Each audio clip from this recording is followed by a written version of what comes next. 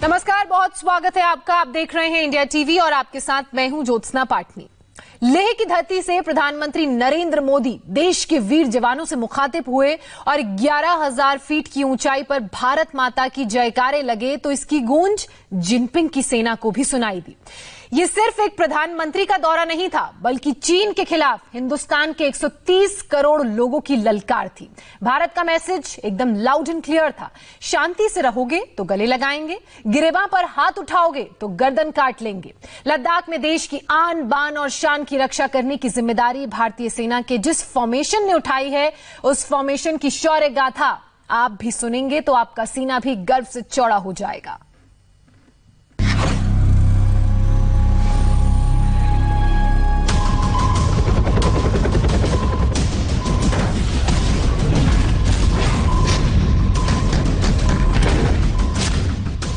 लद्दाख में सेना की 14वीं कोर एलएसी पर इस वक्त चीन के सामने दीवार बनकर खड़ी है।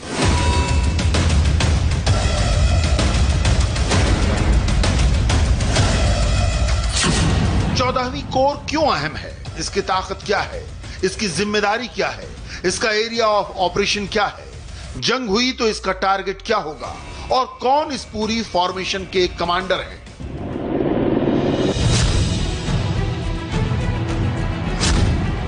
ये समझने से पहले इस जोश को देखिए। भारत माता की जय, भारत माता की जय। ये गूंज बीजिंग तक पहुंच चुकी है और ये मैसेज दिल्ली से नहीं बल्कि उस फ्रंट से गया है जहां मिशन चीन के खिलाफ सबसे बड़ा प्लान तैयार है। प्लान सीक्रेट नहीं है, नाम है फायर एंड फ्यूरी। भारत माता की जय, Vande Mataram, Vande Mataram, Vande Mataram. Fire and fury ये 14वीं कोर का सिद्धांत है, यानी आग और आक्रोश, और ये सिद्धांत सीधा चीन के लिए संदेश है। प्रधानमंत्री नरेंद्र मोदी जब लद्दाख के नीमू पहुंचे तो उनके सर पर कैप नहीं थी। इसके बाद उन्हें 14th कोर के लोगों की यही फायर एंड फ्यूरी वाली कैप दी गई। मोदी ने यही जज्बा जवानों के अंदर भी भरा। भारत माता के दुश्मनों ने आपकी फायर हुई देखी है और आपकी फ्यूरी भी। भारत माता की जय, भारत। 14th कोर इस वक्त लद्दाख के कौन कौन से फ्रंट पर तैनात है, ये उन्हें उत्तरी कमान के चीफ लेफ्टिनेंट जनरल वाई के जोशी ने समझाया। प्रधानमंत्री को बताया गया कि एलएसी पर कहां-कहां चीन से सामना है। इसके बाद 14th कोर के commander lieutenant general Harinder Singh ने प्रधानमंत्री को बताया कि उनका प्लान क्या है, वो किस तरह चीन को काउंटर कर रहे हैं। प्रधानमंत्री को क्या क्या बातें बताई गई, उसके कुछ पॉइंट हमारे पास हैं, लेकिन उससे पहले 14th कोर को समझने के लिए देखिए कि सेना की कोर क्या होती है और इसके कितने हिस्से होते हैं, उनमें कितने सैनिक होते हैं। आप इसे समझकर भारत और चीन की मिलिट्री पावर का अंदाजा लगा सकते हैं। सेना की एक कोर में 2 या उससे ज्यादा डिवीजन होती है। एक डिवीजन में 3 या उससे ज्यादा ब्रिगेड होती है। एक ब्रिगेड में 3 या उससे ज्यादा बटालियन होती है। एक बटालियन में 4 या उससे ज्यादा कंपनी होती है और एक कंपनी में 100 से 110 सैनिक होते हैं। भारतीय सेना की 14 कोर, जिसके core commander lieutenant general Harinder Singh हैं, ये बेहद स्ट्रेटेजिक और इंपॉर्टेंट कोर है, क्योंकि एक तरफ इसके भारत पाकिस्तान की सरहद है तो दूसरी तरफ भारत और चीन की सरहद। इस कोर में 2 डिवीजन है। कुल मिलाके करीबन 30,000 से 40,000 जवानों की तैनाती इस पूरे इलाके में है।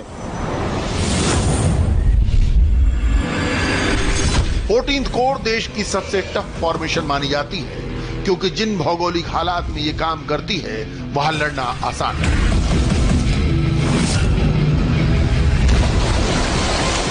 फोर्टीन कोर की जांबाजी के किस्से तो हर तरफ है। दुनिया ने आपका अदम्य साहस देखा है, जाना है। आपकी शौर्य गाथाएं घर घर में गूंज रही है।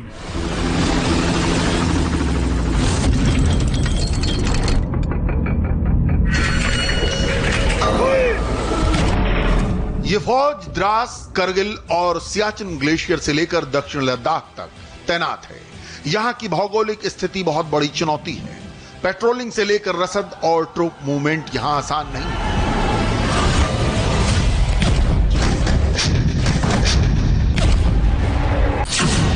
सियाचिन ग्लेशियर के लिए ही भारत के 6 से 7 हजार सैनिक तैनात हैं और यहाँ सबसे ऊंची पोस्ट 6,749 मीटर की ऊंचाई पर है। ये कोर एक लौती कोर है जिसका एक पॉइंट पाकिस्तान ऑक्यूपाइड कश्मीर से जुड़ा हुआ है, तो आखिरी के सिरे में यानी दौलत बेग ओल्डी में 4 देशों की सीमाएं आपस में जुड़ती है। इसीलिए स्ट्रेटेजिक तौर पे ये सबसे इंपॉर्टेंट भारतीय सेना का कोर है। चीन के खिलाफ 14वीं कोर अकेली नहीं है। चीन के खिलाफ भारत की 2 सबसे बड़ी फॉर्मेशन देखिए। लेह में तैनात 14th कोर, ये उधमपुर में तैनात उत्तरी कमान के तहत आती है। जम्मू कश्मीर में 3 कोर हैं, उधमपुर में 16वीं कोर, श्रीनगर में 15वीं कोर और लेह में 14वीं कोर। ये तीनों कोर 2 फ्रंट वॉर के लिए हमेशा तैयार हैं। इन तीनों कोर में 2 से 3 लाख सैनिक हैं। वहीं कोलकाता में तैनात है पूर्वी कमान। इसके तहत आने वाली 4 कोर में 3 लाख से ज्यादा सैनिक हैं और इसकी जिम्मेदारी है पूर्वोत्तर में सिक्किम और अरुणाचल प्रदेश के बॉर्डर को महफूज रखना। लेकिन इस वक्त पूरे देश की नजर 14वीं कोर पर है। चीन के खिलाफ पूरा मोर्चा 14वीं कोर की कमान में एक्टिव है और इस बारे में प्रधानमंत्री को पूरी जानकारी दी गई। लद्दाख में 832 किलोमीटर की लाइन ऑफ एक्चुअल कंट्रोल पर 7 जगहें ऐसी हैं जहां पर इस वक्त इंडिया और चाइना के बीच स्टैंड ऑफ बना हुआ है। ये जगहें हैं डेप्सांग, दौलत बेग ओल्डी, गलवान, पैंगोंग झील, गोगरा, ट्रिग हाइट और चुमार। यहाँ पर सांस लेना बेहद मुश्किल है, लेकिन इस कोर के जवान, ऑफिसर्स और अदर रैंक को पूरी तरह से एक्लिमेटाइज कर यहाँ पर लाया जाता है। यही वजह है कि स्पेसिफिकली भारतीय सेना सियाचिन के साथ साथ कारगिल, लेह, द्रास इन सभी इलाकों में पाकिस्तान ऑक्यूपाइड कश्मीर की तरफ पूरी तरह से अलर्ट है। वहीं दूसरी तरफ लाइन ऑफ एक्चुअल कंट्रोल पर खासतौर पे चुमार से लेकर डेप्सांग, डेमचौक, पेंगोंगसो, गलवान और दौलत बेग ओल्डी के पूरे इलाके में घेराबंदी की हुई है। इन सभी जगहों को लेकर भारत और चीन के बीच कोर कमांडर लेवल की 3 दौर की बातचीत हो चुकी है। 6 जून, 22 जून और 30 जून। प्रधानमंत्री को बताया गया कि कोर कमांडर के लेवल की बातचीत के क्या नतीजे निकलेंगे। 30 जून को हुई आखिरी बातचीत में भारत ने साफ साफ कह दिया कि चीन अप्रैल 2020 के स्टेटस को माने। चीनी सेना गलवान से लेकर पैंगोंग झील के इलाके में हर पॉइंट पर अपनी पुरानी पोजीशन पर जाए। चीन चुमार से लेकर डीबीओ तक 832 किलोमीटर की लाइन ऑफ एक्चुअल कंट्रोल पर अपनी सेना की तादाद कम करते हुए पीछे हटे। गलवान को लेकर भारत ने कहा कि वो किसी भी सूरत में चीन को नाले के पार नहीं आने देगा। इसके जवाब में चाइनीज जनरल ने कहा कि वो एलएसी से इस वक्त 800 मीटर पीछे हैं और अपनी पुरानी पोजीशन से सिर्फ 150 मीटर आगे बढ़े हैं। पैंगोंग झील को लेकर चीन ने कहा कि भारत फिंगर 4 से फिंगर 2 पर जाए तो वो फिंगर 6 तक लौट जाएगा। हालांकि चीन की पोजीशन फिंगर 8 पर खत्म हो जाती है। मीटिंग में भारत ने कहा कि डेप्सांग के इलाके में चीन को अपनी सेना कम करनी होगी। दरअसल चीन की सेना की मौजूदगी यहां दौलत बेग ओल्डी के लिए बड़ा खतरा है। 14th कोर का पूरा डिफेंस तैयार है और इसके बारे में प्रधानमंत्री को भी बताया गया। अब जंग के हालात में भारत की फोर्स चीन से पहले एलएसी तक पहुंच सकती है। हम अपने सैनिकों को एलएसी तक जहाज से पहुंचा सकते हैं। लद्दाख में इस वक्त एलएसी के पास कई एडवांस्ड लैंडिंग ग्राउंड कोएक्टिव हैं। लद्दाख में 5 एयर स्ट्रिप यानी हवाई पट्टियां हैं, जहां 2008 के बाद से लगातार वायुसेना ट्रांसपोर्ट विमान ऑपरेट कर रही है। यह है दौलत बेग ओल्डी जो इस वक्त चीन के लिए बड़ी परेशानी बन चुकी है। इसके अलावा एलएसी के पास चुशूल में एयर स्ट्रिप है, फुक्चे और न्योमा में भी हवाई पट्टियां हैं और यहां लगातार भारत के ट्रांसपोर्ट विमान ऑपरेट करते रहे हैं। लेह में तो एयरफोर्स का बहुत बड़ा बेस है और चीन से जंग के हालात में यह बड़ा रोल निभाएगा। इस समय 14 कोर में भारतीय सेना के इंपॉर्टेंट एसेट्स के तौर पर आर्टिलरी गन्स, आर्मर टैंक और साथ में एयर डिफेंस मैकेनिज्म के साथ स्पेशल फोर्सेस के जवानों की डिप्लॉयमेंट है।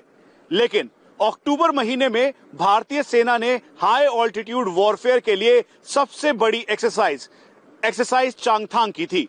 सिंबॉलिकली इस एक्सरसाइज में भारतीय सेना की मैकेनाइज्ड इन्फेंट्री से लेकर इन्फेंट्री के जवानों ने दिन और रात ऑपरेशनल कैपेबिलिटी के साथ अपनी इस एक्सरसाइज को अंजाम दिया।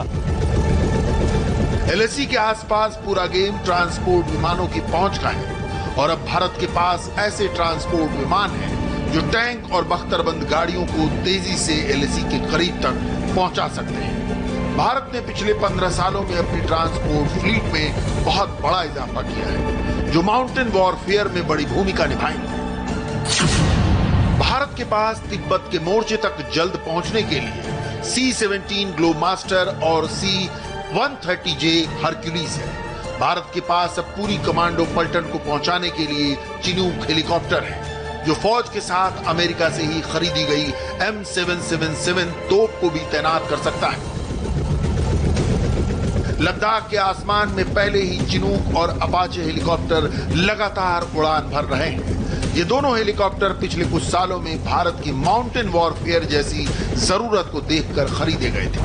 सुखोई और MiG-29 जैसे लड़ाकू विमान पहले से ही एलएसी के आसपास के इलाकों में पेट्रोलिंग कर रहे हैं। जमीन पर 14वीं कोर है और आसमान में ये फाइटर जेट। भारत की तैयारी पूरी है। अब प्रधानमंत्री के लद्दाख दौरे ने साबित कर दिया है कि भारत का इरादा पक्का है। जंग हुई तो चीन का हाल बहुत बुरा होने वाला है। और फिलहाल वक्त हमारे लिए एक छोटे से ब्रेक का है। ब्रेक के बाद आगे आपको बताएंगे आज कोरोना के ऑल इंडिया मीटर ने कैसे तोड़ दिए सारे रिकॉर्ड्स।